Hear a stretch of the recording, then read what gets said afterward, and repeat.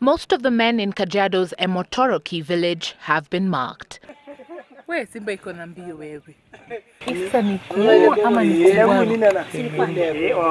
It is how they identify themselves when they gather,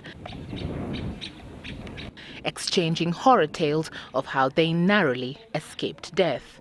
Njia yenye tulikuwa tunapita kwa kweli inapita ndani ya msitu kiasi kwenda kwa hiyo boma nyingine. So tulipokuwa tukipita hiyo njia mara simba katokea. Here in Emotoroki, villagers play cat and mouse games with wild animals, human and wildlife games.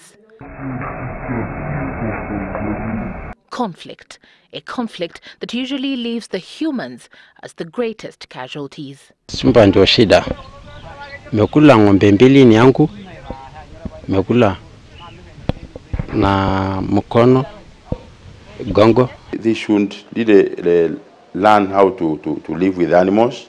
We are also doing our level best to scare away or to deal with the problem animals.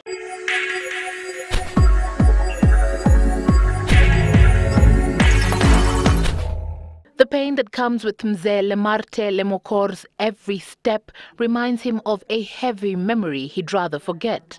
The pain on his left leg is still as fresh as it was years ago when an elephant averaging 4,000 kilograms crushed it.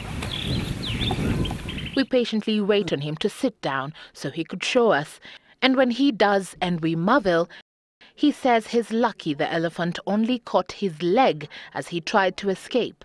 Otherwise, it would have crushed his skull. Kwana hiyo ndovu niko karibu na mimi. Mwili wangu atakuwa mbaya sana. Kwa sababu naona ni yeye karibu ndio mwa mimi kabisa. Kama ilikuwa Mungu yuko mbali, hiyo ndio na karibu nakufa. Years on, and the human-wildlife conflict narrative in Kajiado County remains the same. Ilinipiga hapa, unajua sasa ni ile nilijaribu kukinga kwa mikono. Sasa ikanipiga hapa kwa mshupi na kuniangusha, alafu ikanifuata chini kuniuma. Gideon Kolele is among the latest victims maimed by a lion. He says the wild animals are more brazen now and come to their village even in broad daylight to attack them and their livestock. Wanyama ambao ni kama hawa mali yetu, mbuzi na ng'ombe, ni kama tunashirikiana tuna wao pia. Ni kama pia wao wamepata shaa kwa hawa ng'ombe. Mchana peupe wanafamia.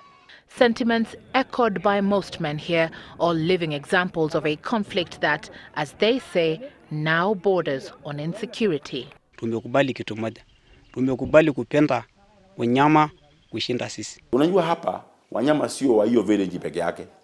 When I meet the Kenya Wildlife Service warden based in Kajiado, I begin by asking whether residents of Emotoroki have stepped into the wildlife sanctuary, necessitating the conflict. No, Emotoroki people, they are not infringing in any wildlife space because where they are living is within a private land and there is no national park or national sanctuary near there.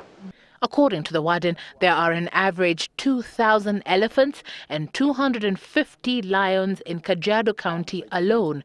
Relocation of the animals, then, according to him, is an impossibility. The only available option thus far, he says, is compensation, an avenue he urges the residents to take up through such forms in case of injuries or death. They have been paid 5 million each for people who are killed by wildlife. Then in terms of injuries, permanent disabilities due to human, wildlife injuries, they are paying up to 3 million. Then 1 million for lesser injuries. They are also the Wildlife Act is also compensating crop damage and even livestock. Most of the residents as Mzee Lemokor, though, are unaware of such options and wonder only about the price of peace of mind.